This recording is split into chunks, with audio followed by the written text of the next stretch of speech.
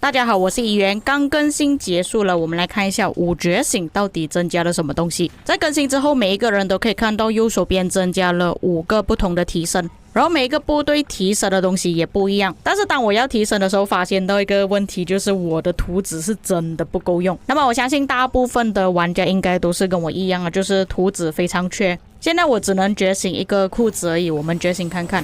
在觉醒之后，它原本的标记会从1变成2，有专属的情况下会额外提升 30%， 就是你们可以看到第2个我的生命值是提升 2%， 再另外增加 1%。 觉醒第3阶段，部队容量从原本的500再额外增加150，所以有专属跟没有专属还是有差别的，所以你们是顾虑到数值的玩家，还是要把它弄成专属会比较好。不过在精炼和觉醒之间，还是觉醒优先，觉醒的概率还是100%的，如果拿去精炼，它的概率还是比较低一点。不过也因为这里装备实在是太多了，所以我整理了一个列表给大家看一下每一个不同的兵种提升到底有什么。不过这个列表的第5阶段觉醒，我只是记录它这里提升有什么东西而已，它的 CD 时间我并没有写出来，正确的 CD 时间你们还是要去看游戏。除了我们常见的3个兵种之外，还有包括领袖跟工程车。那我们先看3个兵种。如果没有注意看的话，会觉得这3个兵种好像没有什么差别，事实上是有差别的。像武器的觉醒2，工兵跟骑兵都是无视对方的防御力，那 2% 跟 2.5% 是分别失落之地的装备和一般的装备。然而步兵是无视对方的生命值。觉醒3的部队容量其实数值都是一样的，但是觉醒4，骑兵跟步兵都是对野外部队造成伤害提升，但是工兵是部队容量提升。在头盔觉醒2，骑兵是提升攻击力，但是步兵跟工兵是提升生命值。不过这里提升的数值还是比较偏低一点的。不过眼尖的观众应该发现到工兵跟步兵其实它的描述有一点不同。在铠甲觉醒4的时候是针对集结或者是驻防，间接性也是认证了我之前的说法，骑兵之后可能都是专注在野战，然后步兵跟工兵都是专注在集结或者是驻防。不过严格来讲，这3个兵种都是可以针对于集结的啦，因为它是野外部队嘛。但是如果说到针对驻防就有点不一样了，你就必须要用步兵或者是工兵去围殴旗帜或者是要塞，而且这一次的提升也是对驻防比较有利。大部分的第4阶段觉醒呢都是针对野外部队，只有驻防或者是野战的部队可以使用觉醒4的提升而已。负责集结的统帅是没有办法用到的，所以你们才可以发现到为什么工兵他的武器在觉醒4的时候是提升部队容量，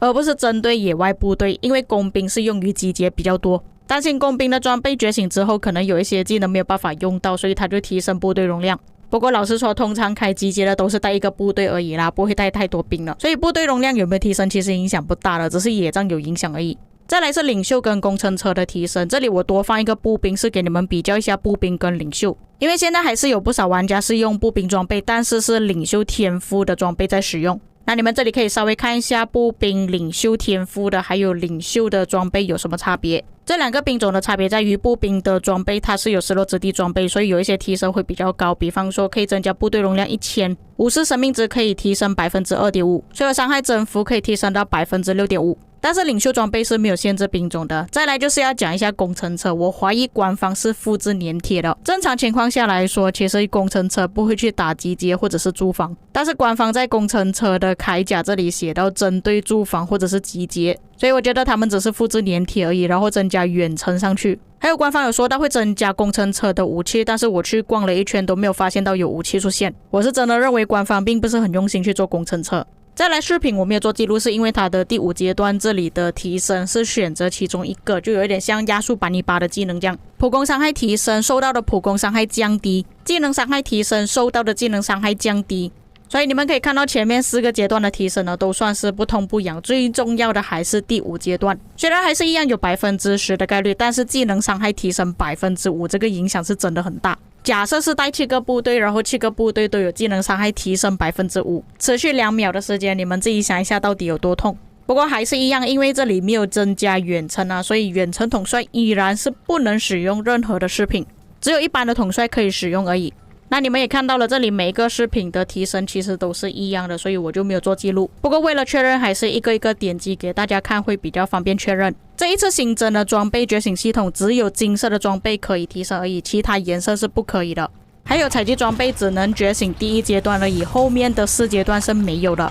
那说完了觉醒之后，我们讲一下主题幻化。那你在更新之后可以获得这个小刷子，这个就是更换你的城市主题的。那你可以点开你的城市，然后可以看到旁边有多一个城市增加一个眼睛，点开之后就可以更换你想要换的皮肤了，但前提是你必须要拥有你想要换的皮肤才可以更换，你没有那个皮肤的话是没有办法更换的。还有就是有玩家问到，如果我拿的是失落之地的城市皮肤的话要怎样更换，还有如果是联赛的皮肤的话要怎样更换。像我这个皮肤是联赛皮肤，但是我可以更换去失落之地的皮肤，像圣冠金宫啊、日落之城都是可以更换的。当然还有包括其他奥西里斯联赛的皮肤也是一样可以更换。不过这里我只能讲官方是真的有点抠啊，原本我们更换皮肤是需要60个刷子，他们只是给我们20个，根本不够换。而且我这一次演示也是必要了，因为有一些观众说就算你没有的皮肤也是可以更换，事实上是不可以的。或许是大多数的玩家都有紫色的城市皮肤，所以更换成别的是没有问题，如果是金色的话就不一样了。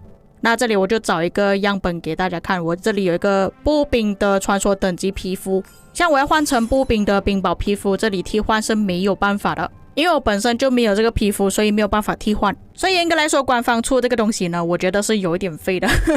我拿到这个东西我又没有办法替换成我想要的皮肤，我是觉得官方他不给我替换成我想要的皮肤争议是可以接受，但你至少那个外观给我吧，否则你出这个功能的意义是什么我有点不了解了。接着就是活动界面，这里多出了这个选项功能，有点像我们的战斗报告这样子啊。有人讲比较整齐，我个人觉得没有什么差别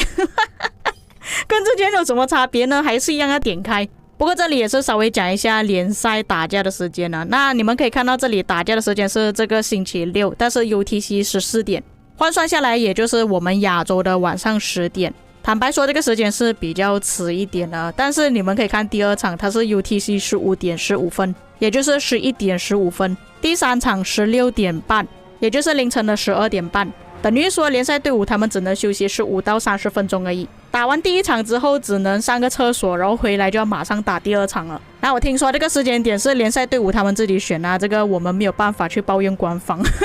我们回来继续讲觉醒的事情。那这个东西呢，你有装备图纸但是没有材料也是不行，你有材料没有图纸也是没有办法做。像我这个账号其实也是之前大佬的账号来的，但是他这里的图纸显然不是很多，除了那些真正的大佬时常会去玩活动之外，我相信现在大多数的玩家应该只能觉醒2到3阶段左右而已，实在是太缺图纸了。尤其是失落之地的装备，我相信没有几个大佬是可以5觉醒的，所以装备觉醒只能慢慢提升而已啊。但是你真的要追求最高极致，还是要觉醒到第5阶段才可以。我自己本人的装备也只是提升到第2阶段而已，没有办法觉醒到5阶段。那以上就是本期内容，至于各位有什么看法可以在评论区给我知道，如果我那个列表有哪一些地方写错也可以帮我补充。我们下个影片再见。